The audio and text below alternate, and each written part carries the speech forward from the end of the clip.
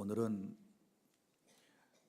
여러분께서 잘 아시는 부자와 거지 나사로에 대한 말씀을 들려드리겠습니다. 어떤 아버지가 아들을 불러놓고 이 부자와 거지 나사로에 대한 이야기를 들려주었습니다. 그리고 난 다음에 질문을 했습니다. 아들아, 너는 어떻게 세상을 살래? 이렇게 물었더니 그 아들이 대답하기를, 예, 아버님, 살았을 때는 부자처럼 살고 죽어서는 나사로처럼 되겠습니다. 이렇게 대답을 했다고 그럽니다. 오늘 신앙생활을 하는 저와 여러분의 심보를 잘 드러내는 말이라고 생각하지 않습니까? 살아서는 내 마음대로, 내 생각대로 마음껏 즐기고 살다가 죽어서는 천국에 갔으면 하는 그런 바람을 누구나 다 한 번쯤은 하게 될 것이고, 보통 사람들이 그런 마음을 가지고 사는 것입니다. 사랑하는 여러분, 이 부자와 거지 나사로에 대한 이야기는 예수님께서 친히 들려주신 말씀입니다. 우리 예수님께서 이 부자와 거지 나사로에 대한 말씀을 하실 때에는 분명한 목적을 가지고 말씀을 하셨습니다. 무슨 얘기인가 하면 각자에게 맡겨진 재물을 하나님께서 기뻐하시는 일에 활용을 하고, 그리고 살아생전에 하나님을 잘 믿고 나중에 후회하는 일이 없도록 하여라 라고 하는 취지로 이 말씀을 주셨는데, 이제 이 말씀 속에서 우리가 오늘 하나님께로부터 직접 받아야 할 말씀의 주된 내용이 무엇인지를 하나씩 설명을 해드리도록 하겠습니다. 첫째는 현재의 삶은 차이가 있습니다 라고 하는 것이지요. 세상을 살아가는 사람들의 모습을 보십시오.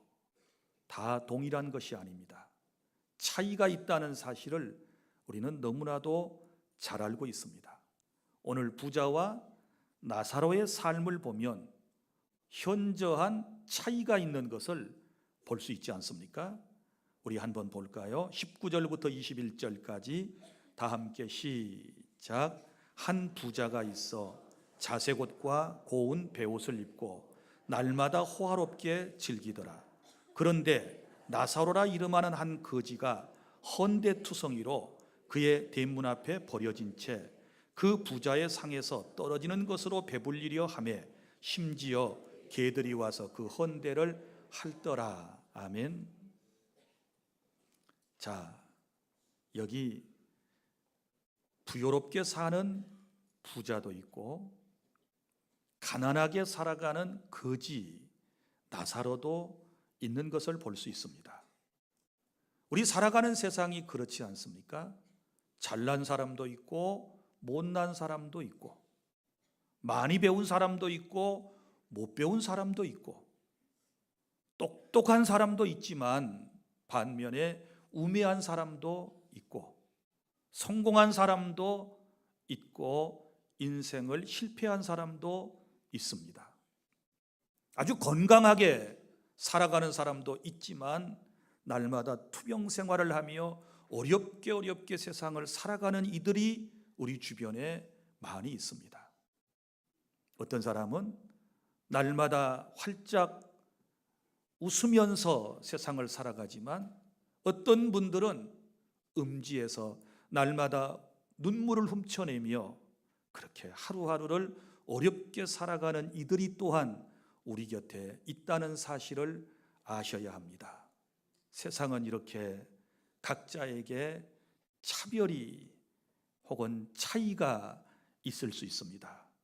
그러면 먼저 여기 두 사람이 대조적으로 나오고 있는데, 우리가 이 부자가 먼저 소개가 되고 있기 때문에 이 부자의 삶을 한번 살펴볼까요? 부자는 19절 이렇게 기록이 되어 있습니다.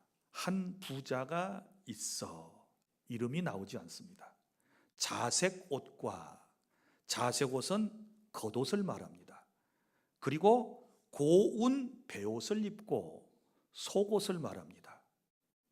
자, 이런 멋진 옷은 대부분 당시에 수입을 해서 입었다고 그럽니다. 그리고 왕가에서 자색 옷과 고운 베옷을 입었습니다. 이 사람은 부유로운 삶을 살았기 때문에 이런 멋진 의상을 차려입고 그렇게 하루하루를 살 수 있었습니다. 그리고 또 보십시오. 날마다 호화롭게 즐기는 인생이었습니다. 여러분, 유대인들의 잔치라고 하는 것은 혼인식 때, 그리고 특별한 때에 1년에 한두 번 정도 잔치를 할까 말까 하는데, 이 부자의 경우에는 날마다 이렇게 말씀이 기록되어 있고, 그리고 호화롭게 즐기는데 매일매일 잔치를 하며 살았다라고 하는 말씀입니다. 여러분, 정말 우리가 꿈꾸는 세상을 이분이 살고 있는 것입니다. 우리가 정말 이렇게 한 번이라도 살아보았으면 좋겠다라고 하는 삶을 지금 살았던 한 인생을 예수님께서 우리에게 소개를 해주고 있는 것입니다. 그러면 이 부자의 잘못이 뭘까요? 이 부자의 약점이 무엇이었을까요? 이런 것이지요. 먼저는 인생을 살아갈 때 늘 개인주의적인 삶을 살았다, 자기중심적인 삶을 살아왔다라고 하는 것과, 그리고 이분은 하나님을 알지도 아니하고 섬기지도 아니하고 오만하고 불손하고 교만한 삶을 살았다라고 하는 것을 우리가 본문에서 예수님이 우리에게 들려주신 말씀을 통해서 깨닫게 되는 것입니다. 자, 여기 보면 이런 얘기가 나오지 않습니까? 이 사람이 죽어서 음부에 갔습니다. 음부는 하데스, 지옥을 말합니다. 너무너무 그곳이 뜨거워서 불꽃이 항상 활활 타고 있는 곳인데, 너무너무 뜨거워서 저 낙원에, 천국에 아브라함의 품 안에 안겨 있는 나사로에게 부탁을 하는 장면이 나옵니다. 뭐라고 얘기를 합니까? 아버지 아브라함이여, 나를 긍휼히 여기사 나사로를 보내어 그 손가락 끝에 물을 찍어 내 혀를 서늘하게 하소서.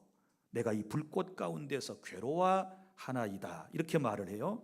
그러면 지금 자기가 어디에 있는 것입니까? 지옥에 있어요. 그런데 지금 누구를 부리려고 하고 있습니까? 나사로를 부려먹으려고 하는 것입니다. 자, 나사로를 보내요. 그 손가락 끝에 물을 찍어 내 혀를 서늘하게 해주십시오. 이 얼마나 교만한 사람인가 보십시오. 지금은요 완전히 역전돼 있어요. 자기는 세상에서 잘 먹고 잘 살았지만 지옥에 있고, 그리고 나사로는 힘들고 어렵게 살았지만 천국 낙원에 있는데, 그 세상의 버릇을 아직까지 고치지 못하고 나사로를 부리는 종처럼 생각을 해서 나사로를 보내서 자기의 갈증 문제를 해결해 달라, 이렇게 얘기하는 인생을 보면 이 인간이 어떤 사람이었는가를 우리는 짐작하고도 남음이 있습니다.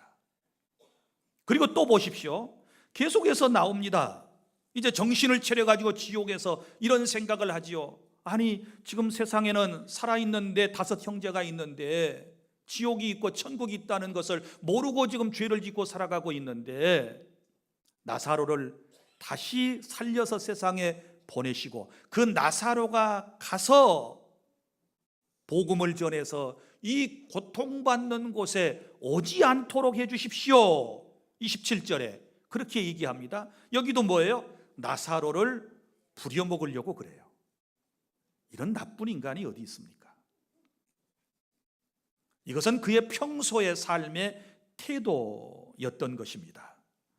사랑하는 여러분, 이런 모습들은 자기중심적인 아주 오만하고 교만하고 불손한 오늘 인간들의 모습을 우리에게 보여주는 것이고, 그리고 바리새인과 서기관들과 당시의 유대교에 심취해 있었던 유대교 신자들을 대상으로 1차적으로 주신 말씀이고, 오늘 저와 여러분에게 주신 말씀이라고 하는 사실을 기억하시기를 바랍니다. 그런데 반대로 여기 나사로의 삶을 볼까요? 나사로의 삶에 대하여 20절부터 21절에 기록을 하고 있습니다. 20절, 그런데 나사로라 이름하는 한 거지가, 이분은 어떤 분입니까? 거지입니다. 구걸을 해서 먹고 사는 분입니다. 그리고 또 그 뒤에 헌대투성이로, 이 말은 육신의 질병으로 고통을 받고 있는 인생이었습니다. 그리고 또 보십시오. 그의 대문 앞에 버려진 채, 그랬으니까 부잣집 대문 앞에 버려졌다는 말은 주택이 없는 것이지요. 오고 갈 곳이 없어요. 기거할 곳이 없습니다. 부자의 대문에 기대어서 처마 밑을 의지하고 그렇게 살아가는 참으로 안타까운 인생입니다. 그리고요, 뭐로 생계를 유지해 나갑니까? 부자의 상에서 떨어지는 것으로 배를 불리며 살아가는 것입니다. 부자의 집에서 나오는 음식물 찌꺼기 같은 것을 얻어먹고서 겨우겨우 하루를 살아가는 그런 인생입니다. 더 여기 비참한 그의 형편을 보면 예수님께서 뭐라고 말씀을 하셨는가 하면, 심지어 개들이 와서 그 헌대를 핥더라. 이런 비참한 인생이 어디 있을까요? 우리의 인생이 힘들고 어렵다고 하지만 이분만큼 하겠습니까? 우리가 삶이 고통스럽다고 말하지만 이분만큼 고통스러운 삶을 살아가는 사람이 어디에 있겠습니까? 여러분이 날마다 정말 인생 하루하루를 살아갈 때 날마다 눈물 골짜기를 지나면서 살아간다고 하지만 이 부자만큼은 못할 것 같습니다. 이런 인생을 그는 살아갔습니다. 단 이분에게 한 가지 아주 중요하게 주님께서 다루는 말씀은 뭐냐 그러면, 그의 이름을 불러주셨지요. 나사로라 이름하는 한 거지가, 이랬어요. 나사로, 그의 이름이 누구였어요? 나사로입니다. 요한복음 11장에도 죽었다가 살아난 나사로가 나옵니다. 그 나사로하고 여기 나사로하고는 다른 사람입니다. 자, 그러면 나사로라고 하는 이름의 뜻이 무엇일까요? 하나님의 도움을 받는 사람, 곧 하나님께서 도우셨다라고 하는 뜻을 가지고 있습니다. 그런데 그의 이름에 걸맞지 않게 이 사람이 우리가 볼 때 하나님의 도움을 받은 것이 뭐가 있을 것 같아요? 아무것도 없는 것 같습니다. 하나님이 도와주셨으면 여러분이 생각하는 것처럼 병이 나아야지요.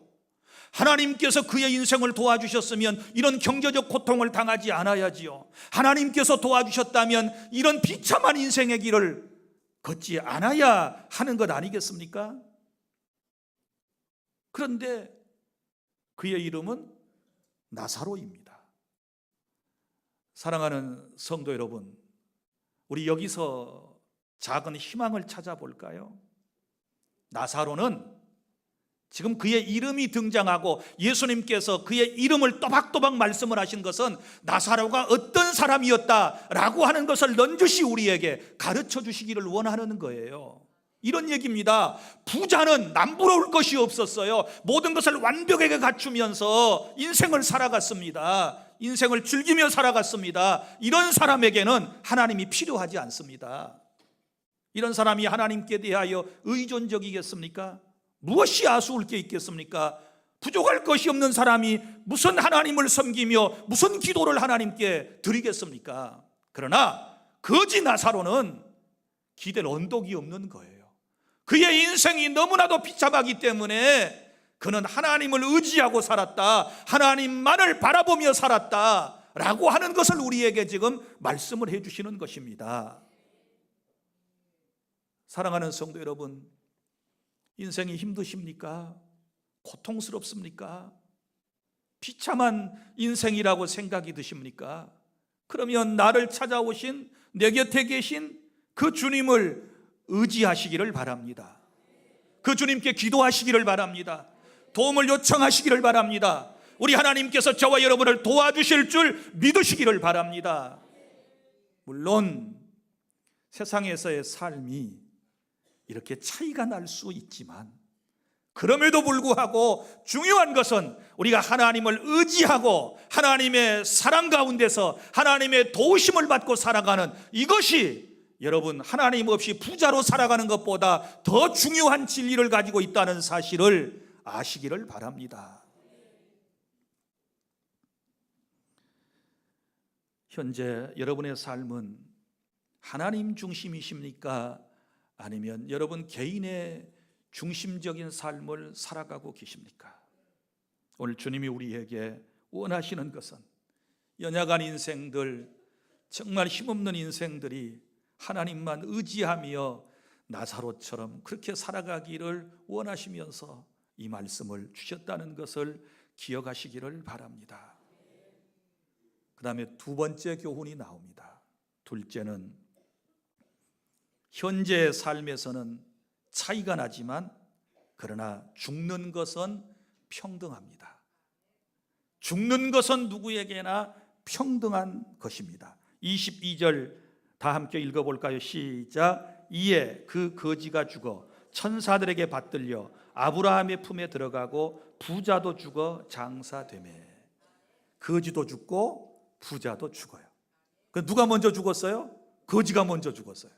나사로가 먼저 죽었어요. 왜 먼저 세상을 떠나게 되었을까요? 보세요. 주거 환경이 좋지 않잖아요. 먹는 것이 형편이 없잖아요. 그의 삶의 모습들이 장수할 만한 여건을 가지고 있지를 않아요. 그래서 거지가 먼저 죽습니다. 그러면 잘 먹고 잘 사는 부자는 죽지 않나요? 아니요. 부자도 죽었습니다. 둘 다 죽었다라고 하는 것을 우리에게 말씀을 해주고 있습니다. 사랑하는 여러분, 인생이 모든 것이 불평등한 것처럼 보이지만 의외로 찾아보면 또 평등한 것도 많이 있어요. 보십시오. 40대가 되면 지식이 평등하다고 사람들이 그러지 않습니까? 40대가 되면 서울대학교를 나오신 분이나 초등학교를 겨우 나오신 분이나 지식이 평등해집니다. 찜질방에 가서 대화하는 내용을 들어보면 다 최근에 TV 보고 미용실에서 들은 얘기, 뭐 영어로 얘기합니까? 뭐 전문적인 용어를 쓰는 줄 아십니까? 아니에요. 지식이 평등해져요. 다 많이 배운 사람이나 적게 배운 사람이나 쓰는 용어가 다 거기서 거기에. 친구들 만나면 뭐 거창한 미사여구를 동원해서 대화를 합니까? 벌써 전라도 말로 말 툭툭 던지는 걸 보면 다 거기서 거기에요. 40대가 되면 지식이 평등하고 50대가 되면 외모가 평등해집니다. 여성분들 죄송해요. 여성분들 보세요. 50대가 되면 앞에서 봐도 뒤에서 봐도 다 비슷비슷하셔. 뭐 좀 꾸몄다고 하지만 뭐 별로 달라진 게 없어요. 죄송합니다. 나는 다르다고 생각하시는 분들이 계시는데 미안해요. 그러나 거울을 자세히 찬찬히 들여다보세요. 옆집 아주머니하고 다를 바가 없어요. 50대가 되면 외모가 평등하고 60대가 되면 성평등이 찾아옵니다. 남자인지 여자인지, 여자인지 남자인지 다 똑같아요. 그렇지 않습니까? 여성분들은 남자다워지고 남자들은 기가 쏙 빠져가지고 여자를 닮아가요. 60대는 성평등이 찾아오고 70대가 되면 건강의 평등이 찾아오지 않습니까? 너도 아프고 나도 아프고 온 동대방네 사람들 70 넘은 사람이 아프지 않은 사람이 없고 질병을 지고 가지 않은 사람이 없습니다. 여러분 1년에 병원을 몇 번 찾으십니까? 1년 동안 여러분이 드시는 약의 종류는 몇 가지나 되십니까? 여러분 70이 되면 너나 나나 다 건강이 평등해져요. 80대가 되면 재산의 평등이 찾아옵니다. 가진 사람도 쓰는 것이 쫀쫀하고 없는 사람도 그렇고 다 똑같아요. 그리고 다 여쭤보면 없대. 가진 것 없대. 다 손사래를 치면서 다 자신의 형편이 어렵다고 말하지 않습니까? 그리고 90대가 되면 생사의 평등이 찾아옵니다. 죽었는지 살았는지 다 똑같은 거예요. 이게 살아서 산 건지 내가 죽어서 사는지 생사의 평등 시대가 오고, 그리고 100살이 넘으면 드디어 죽음의 평등이 다 찾아옵니다. 내가 예언을 하건대 여기 계신 여러분 모두는 반드시 죽을 것입니다. 잘난 사람 잘난 대로 살다 죽고, 못난 사람 못난 대로 살다 죽고, 성공한 사람 성공한 대로 살다 죽고, 실패한 사람 실패한 대로 살다가 때가 되면 인간의 수한을 다하면 결국은 죽습니다. 그런데 보세요. 여기 나사로도 죽고 부자도 죽었는데 여기 죽음 이후에 또 모습이 약간 달라요. 나사로가 죽었는데, 자, 나사로를 정상적인 장례를 치렀다는 말이 안 나와요. 그렇지요. 여러분 거지가 죽었는데 무슨 거창한 장례식이 필요했겠습니까? 거덕대기 같은 거로 둘둘 말아가지고 그냥 어디엔가 버렸을 것이 분명하지 않습니까? 조문객이 있었을까요? 조문객 없었을 것 같습니다. 이렇게 안타까운 인생을 마감하는 이들이 있습니다. 그러나 반면에 또 누구도 죽습니까? 여기 부자도 죽었습니다. 그런데 부자가 죽은 다음에는 뭐라고 표현되고 있는가 하면 22절에 부자도 죽어 장사되매, 이 말은 부자도 죽는다 그 말이에요.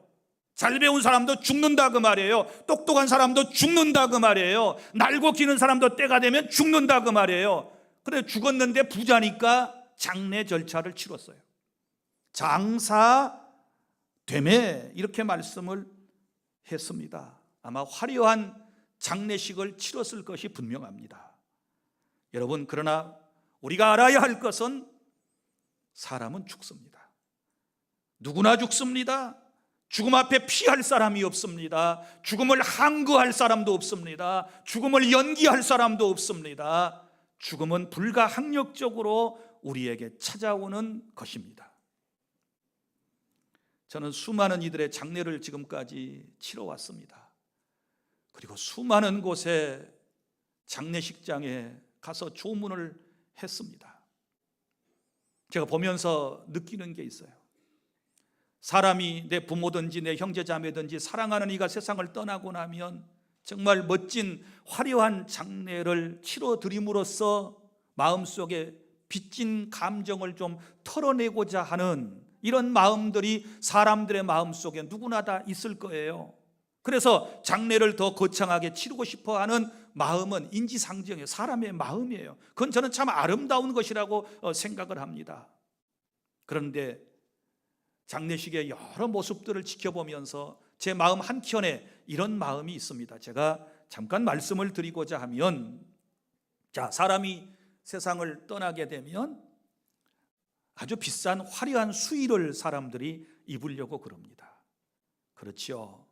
비싼 수의를 준비해요.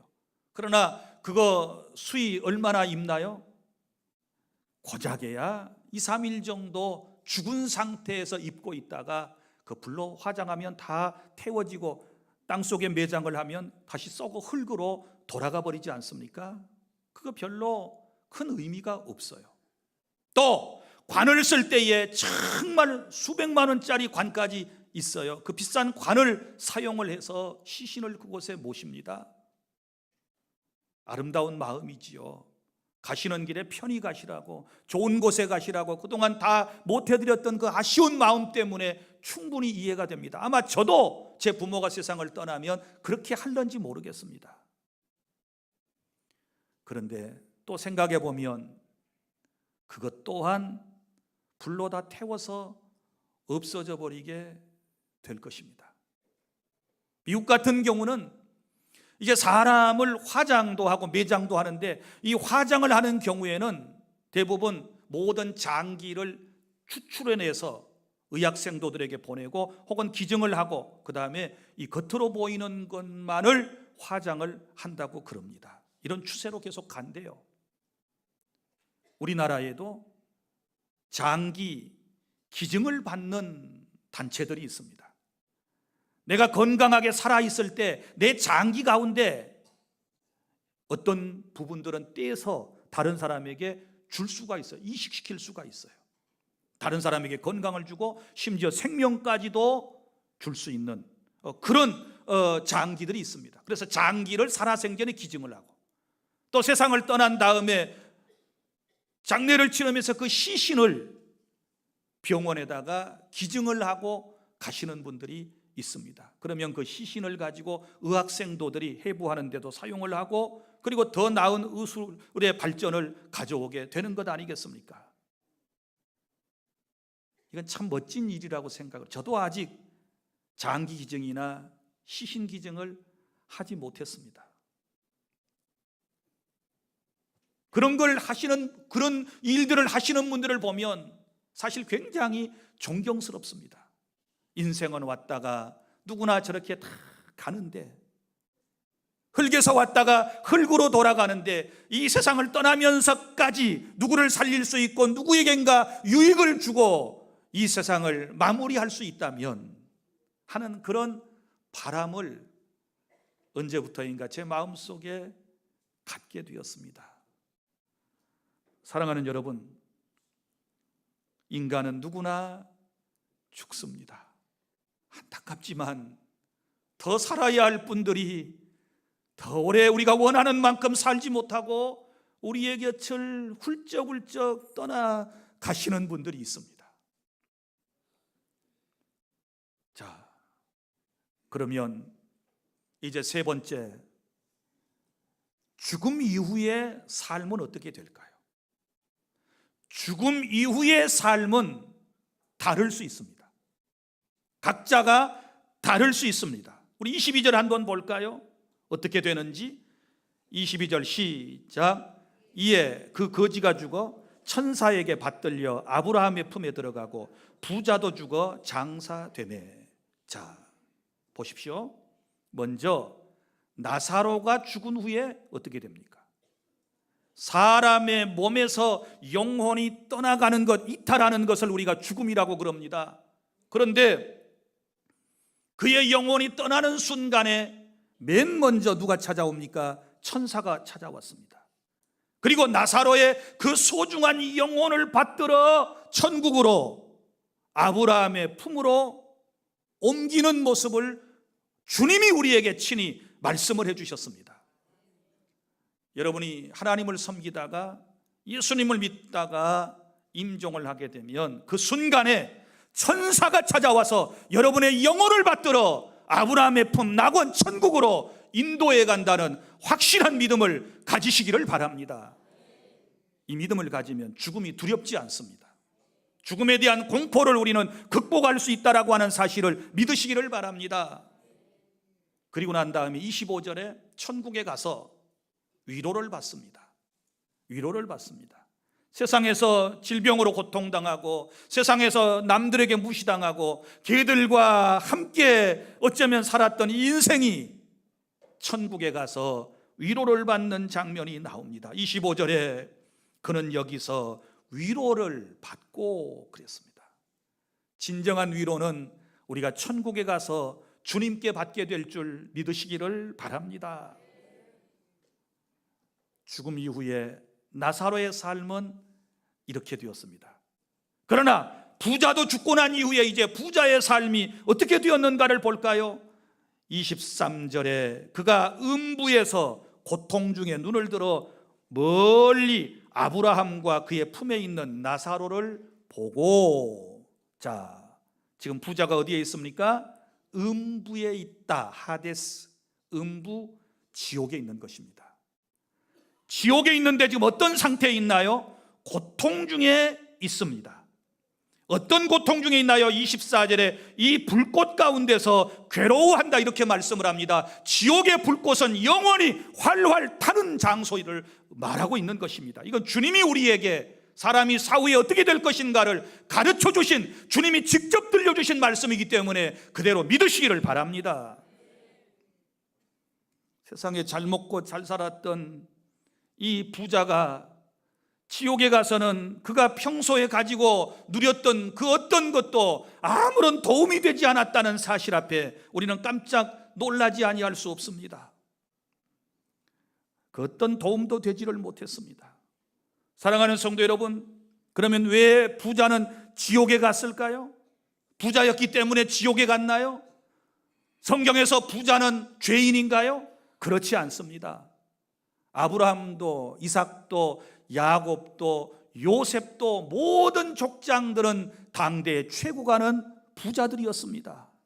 부자가 무조건 지옥 간다 이런 말은 성경에 없습니다. 그럼 부자를 하나님께서 무조건 다 죄인들이라고 정죄하셨나요? 그렇게 말씀하신 적도 없습니다.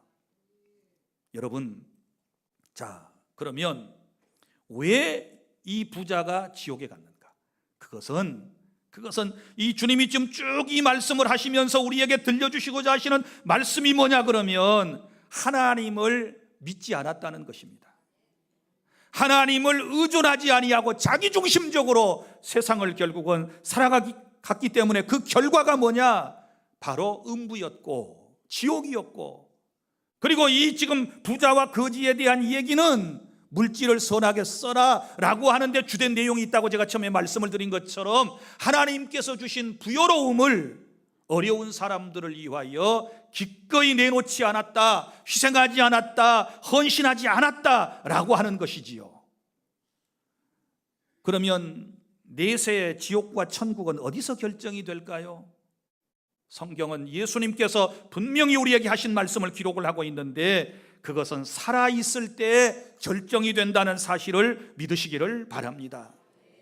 부자가 지옥에 갔어야 좀 정신을 차린 것처럼 보입니다. 그래서 고통 가운데 눈을 들어 멀리 아브라함과 그의 품에 안겨있는 나사로를 보고 24절에서 뭐라고 얘기했습니까? 아버지 아브라함이여, 나사로를 보내 그 손가락 끝에 물을 조금 찍어서 내 혀를 서늘하게 해주십시오. 내가 이 불꽃 가운데서 괴로워합니다 라고 요청을 했지만 그게 거절당하지요. 그러면 이런 얘기예요. 지옥에 가서는 기도가 소용이 없어요. 기도가 절대로 이루어지지 않습니다. 아무리 애걸복걸하지만 고통 가운데서 좀 제발 저 나사로 시켜가지고 내 혓바닥 좀 물 한 방울만 찍어서 시원하게 만들어 주십시오 이렇게 얘기하지만 이 얘기가 통하지 않는 것을 볼 수 있지 않습니까? 그래서 25절 아브라함이 이르되 예, 너는 살았을 때 좋은 것을 받았고 나사로는 고난을 받았으니 이것을 기억하라. 이제 그는 여기서 위로를 받고 너는 괴로움을 받느니라. 또 하나 보세요. 25절 시작. 그뿐 아니라 너희와 우리 사이에 큰 구렁텅이가 놓여 있어 여기서 너희에게 건너가고자 하되 갈 수 없고 거기서 우리에게 건너올 수도 없게 하였느니라. 아멘. 지옥과 천국을 오고 갈 사람이 없어요. 지옥과 천국 사이에는 큰 구렁텅이가 있다. 구렁이 아니에요, 구렁텅이에요. 쉽게 설명을 드리면 여러분이 동물원에 가게 되시면 사나운 맹금류를 여러분이 관람을 하게 될 때, 특별히 맹수를 관람을 하게 될 때 어떻게 합니까? 멀리 떨어져서 보지요. 저 건너편에 맹수가 있고 호랑이 사자가 있고 그 다음에 뭐가 있습니까? 큰 구렁텅이가 있지요. 그리고 나는 이 건너편에서 보는 것입니다. 지옥과 천국은 그보다 훨씬 더 깊은 희면에 골짜기가 있어서 서로 오고 갈 수가 없다. 그렇다면 죽은 이후에 구원의 문제는 전혀 해결되지 않는다는 사실을 여러분이 기억해 주시기를 바랍니다. 오고 갈 수가 없어요. 그래서 또 안타까운 마음으로 부자가 이렇게 말합니다.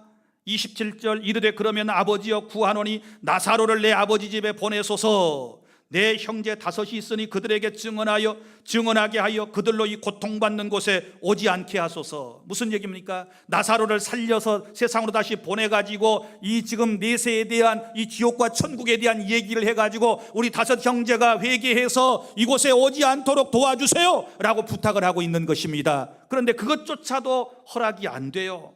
뭐라고 말씀했습니까? 29절 아브라함이 이르되 그들에게 모세와 선지자들이 있으니 그들에게 들을지니라. 이 말은 세상에는 교회도 있고 복음을 전하는 전도자들도 있지 않느냐. 그들에게 복음을 들으면 되는 것이지 죽은 사람 살아가지고 그곳에 갈 이유가 없어. 그러면서 이제 단도직입적으로 말씀을 합니다. 30절 이르되 그렇지 아니하니이다.